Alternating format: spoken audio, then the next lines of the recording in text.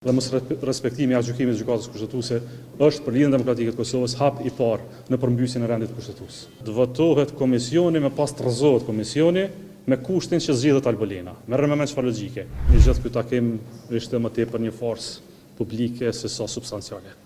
Fatkeqësisht droja jonë u vërtetua në këtë takim, meqense qëndrimet e deputetit Kurti, thirrësit e këtij takimi ishin pak a shumë të njëjtë ato që kanë qenë deri më tani dhe nuk as e respektonin, as se interpretonin njëjtë vendimin e gjykatës kushtetuese. Edhe për çështjen e votimit mësheft, edhe për çështjen e përgjegjësisë për shumicën që i takon atij.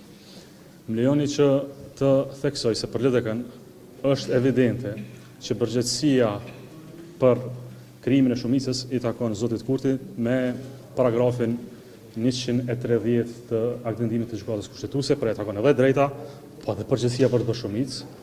Zoti Kurti pranoi që s'ka shumicë, por kërkoi kushëzime në pozicionet paraprake që i ka pas deri më tani. Ato kushëzime janë që të votohet fshet ose të rrezohet votimi i fshet duke u votuar zonja Haxhiu sërish. Mos lëvizja nga këto pozicione e bën fatkeqe gjendjen e tanishme politike, por për më tepër mos harroni se këtë herë kemi një akt gjykim të gjykatës kushtetuese dhe mos respektimi i gjykimit të gjykatës kushtetuese është për Lidhjen Demokratike të Kosovës hap i parë në përmbysjen e rendit kushtetues.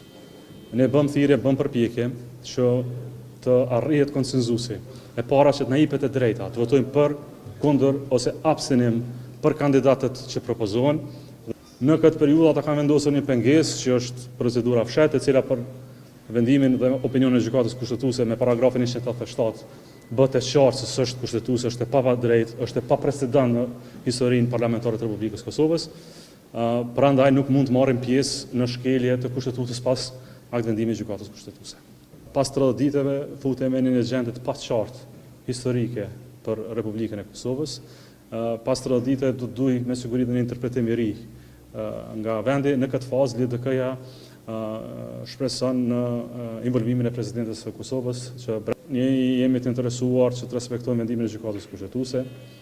Jemi të interesuar që të votojmë lirshëm si deputet të Kuvendit të Kosovës, insistimi i tyre me votim të mësheft ose për më tepër një propozim që doli që të votohet komisioni më pas të rrezohet komisioni me kushtin që zgjidhet Albolena. Merrem me çfarë logjike.